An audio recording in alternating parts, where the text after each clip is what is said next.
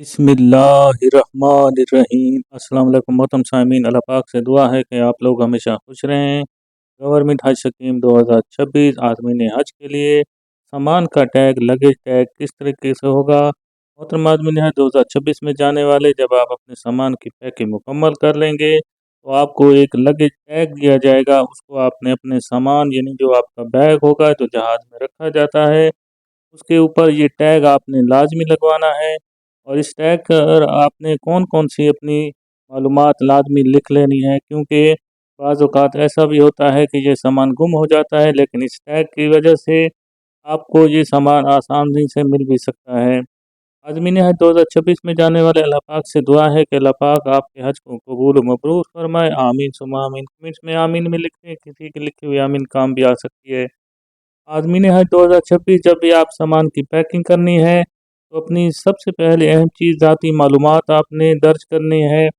इस टैग के ऊपर आपको अपना नाम लिखना होगा मुकम्मल, जो आपने हज दरख्वास्त के ऊपर लिखा होगा। उसके बाद दूसरे नंबर पर आपको पासपोर्ट नंबर इस पर दर्ज करना होगा सही तरीके से। कौमियत इसके अंदर आपने पाकिस्तानी लिखनी है। दूसरी जो बड़ी अहम चीज़ होती है वो हज फ़्लाइट शेड्यूल के हवाले से जो परवाज़ की मालूमात होंगी वो आपने दर्ज करनी है। यानी अगर आप लाहौर, कराची, इस्लामाबाद वग़ैरह किसी भी शहर से जा रहे हैं तो वहाँ का रवानगी का मकाम कराची है, लाहौर है या इस्लामाबाद आपने दर्ज करना है। इसके बाद आपने अपना परवाज़ नंबर जो आपको हज जो फ़्लाइट शेड्यूल के हवाले से टिकट मौसूल होगा, उस टिकट के ऊपर आपको परवाज़ नंबर जो हज का लिखा होगा और कौन सी एयरलाइन होगी उसका नंबर आपने दर्ज करना है। नीचे आपने उसके नीचे आपने तारीख़ रवानगी होगी और उसका वक्त भी आपने सही तरीके से अंदर कर देना है। यानी 18 अप्रैल से इंशाअल्लाह ताला जो हज फ़्लाइट शेड्यूल आगाज़ हो रहा है, अगर किसी का 18 है, 19 है, 20 है तो उस दिन की तारीख़ आपने लाजमी उसके ऊपर दर्ज करना है। इसके अलावा आपने देखें सेक्टर हज बदल कर रहे हैं, हज बाद दम कर रहे हैं, मामूली हज है, ये भी आपने लिखना है। क़याम की मालूमात सऊदी अरब के अंदर जब आप जाएंगे इंशाअल्लाह ताला तो वहाँ पर आपने मक्का मुकरमा के अंदर जो इमारत होगी या जो होटल का नाम होगा वो आपने उसके ऊपर दर्ज करना है।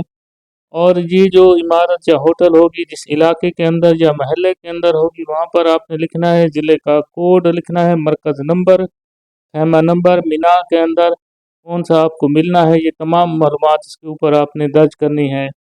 आज़मीन हज लाज़मी है कि आपने मदीना मनौरा भी जाना होगा तो वहाँ पर जो आपकी रिहाइश होगी, क़याम होगा, वहाँ की इमारत का नंबर या नाम या होटल का नाम आपने दर्ज करना है, ज़िले का कोड, इलाका, महल्ला।